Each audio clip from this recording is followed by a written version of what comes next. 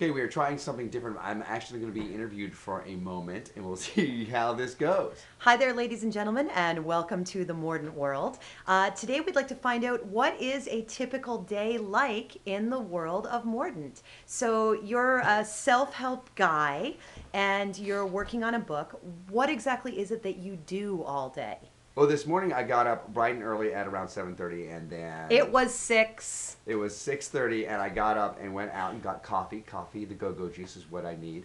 And actually, I worked on my Mordant World chores, doing the quotes and affirmations that I do every day. And you do that first every single morning. Yeah, I get that done right away. So why first? Why is the Mordant world Well, that way first? it's taken care of. I don't have to, I'm not caught up with everything else because I get easily distracted, get caught up with everything else, and then suddenly it's 12 noon or 3 o'clock, and I'm like, oh, I haven't done that yet. Mm-hmm. And, a lot of people wake up and check that out, so I want to make sure that it's there for them either early in that morning or the night before. I'll pop it in there. Yeah, and it's probably nice for people to wake up to. Yeah. Good start to the day. I would think so. So then after Mordant World chores, what happened next? Well, I think breakfast a little bit, and then showering, or actually organizing my day, making my list. Nice segue. My list, and glasses so I can see it, Yeah. of what I need to do, and took care of that. And then by that time, my friend Allison Williams, That's me. she's over there. She's not even stepping from my camera. I'm showed the up. interviewer. Last time I was the interviewee. This time I control your camera. Oh, that's right. How exciting for all of us. Hang on, we're going to switch perspective just for a little while. Okay, so Okay, yeah, I'm you gotta done make now. sure that what they're seeing is okay. And then we just started writing. I mean, we're doing our writing group, studying group, and I, of course, worked on the new book. Slowly catching monkey on that one.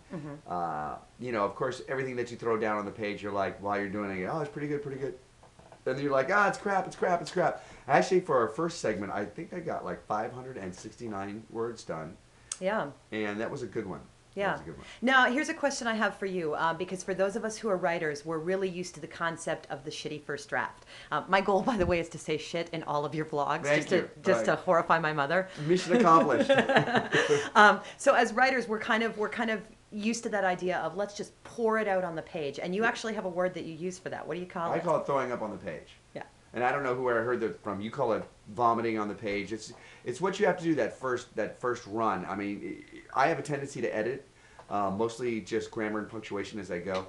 But just get all the words out, and then later on you can go back and go, this fits here, this fits here, this fits here. Get everything out on the page, and you don't know what's going to be good and what's going to be bad. You mean, I've had days where I've written, mostly in my fantasy novel, where I've written stuff and I'm like, this is crap. And then the next day I get back, and with fresh eyes, I'm like, oh, it's pretty good.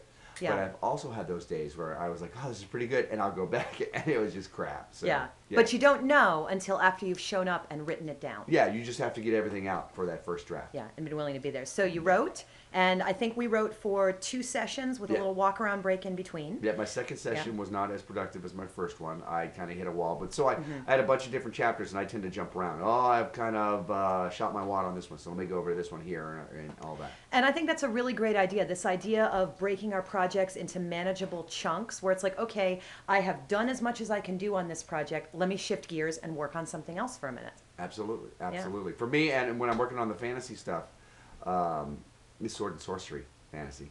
Thank you. Sword and sorcery and spies. And spies.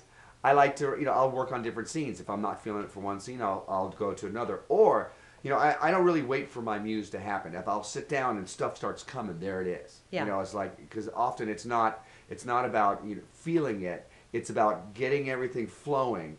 And you'll feel it as that starts happening. At least that's my process. And I think that's a really good thing, this idea that we show up at the page regardless of inspiration. Yeah. It's not, oh man, I had this great idea, I'm going to sit down and write. It's every day I sit down and write. And some days are more inspired than others. Right. And if you do that, if you exercise that, those muscles work much more freely after a while. Yeah. If you don't, it's harder. And you have to exercise them again to get them going. It's a lot like showing up at the gym. That's right. Yeah. Just like that. Yeah. Have I done that lately? No. I'm gaining my winter weight. I'm happy about that because it's cold out. We have to make sure this is under 10 minutes. We're at 5 minutes right now. All right, it seems much longer. Yeah. So let me just ask you one more thing then. So you had a pretty productive day today. I did. And yet at the same time, we went out, we ran some errands, we had some Thai food during which we had a really productive time talking about each other's work and your progress and what's going on with Mordant World. And then you came back and you played some video games. And what'd you say? What'd you say? I asked Allison. That's me. Do you feel that this might be better if you were here? But do you feel like even though that you've done stuff all day that you're not being really productive, that you still could do more? And of course her response was, yeah, absolutely. There's always that little demon in the back going, you should be working more. You should be working more. Because especially if you look at the really successful people, they do work more. That's it. It's not, what is it? What's that phrase? It's not magic. There's no magic. There is no magic, only practice. There is no magic, only practice. Thank you, Paris Mumba. Yeah, Paris Mumba from Stand Up 8 is something that he had watched. He had watched tumblers doing things, and he's like, oh, magic as a young boy. And then when he learned to do it himself, he realized there is no magic, only practice. And so part of that practice for us is showing up every day at the page and being willing to show up and being willing to have those days that are drudgery and unfun for the sake of the days that are inspirational and awesome. Right, and you can make it look like magic for other people. And it is. It is. You know, a lot of times writing is like channeling. It is like it's a kind of magic, to quote Freddie Mercury. Yeah. So, tag? Tag.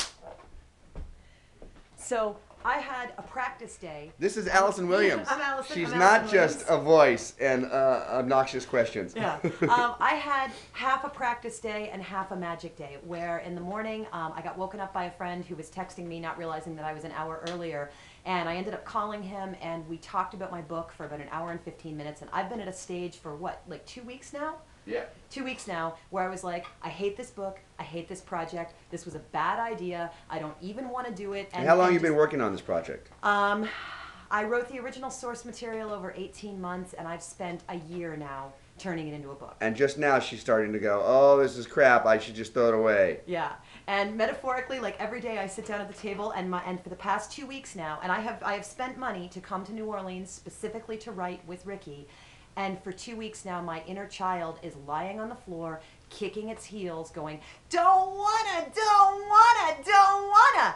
And so every day I sit down at the computer and I try to write a little, and some days I write a little, and other days I answer 50 emails because I'll do anything rather than write this frickin' project that I don't want to have anything to do with.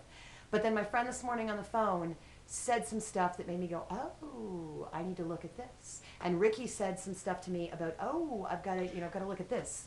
That's me, Ricky, or Mordant, as you know. Sorry, me. Mordant. I can't help it. It's like being your mom. No, it's not. No, it's not. No. What? Totally not. Ew. Oh, now we're in therapy. Oedipus called. He wants his plot back. And so Mordant introduced me to this concept called Save the Cat, where the hero has to be likable. And I realized that that's the problem. And this is actually based on a wonderful book, Save the Cat, the last book on screenwriting you'll ever need, by Blake Snyder, may he rest in peace, who also has a wonderful website. If you Google Save the Cat, you'll find it. He has a 15-beat story structure.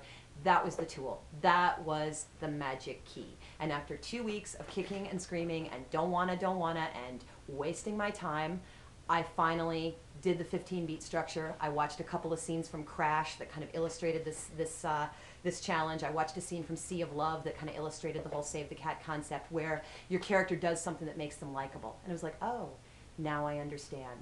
And I rewrote an outline for my story, and it was like I put in my headphones, like, damn, magic, there it goes. But I don't think I would have gotten to that place if I hadn't been willing to show up and not progress and not succeed and have stuff suck and feel like a crappy writer for 2 weeks. There you go. And on an interesting note, I just had Michael from Vogelmoot walk through the room, see the book, and he had just bought Save the Cat today. Yeah. For his own nefarious reasons. I really recommend it. On the website for Save the Cat, they beat out a bunch of different movies, at least one of which you're likely to have seen. And if you're interested in writing stories, if you're interested in a tool that might help you have a show-up day turn into a magic day, really recommend it. Good stuff. So once again, this is Allison. Hi, Allison Williams, Aerial Angels. This is Allison. This is, sorry, that was my cue. She's a performer. This is Mordant. And welcome to my Mordant world.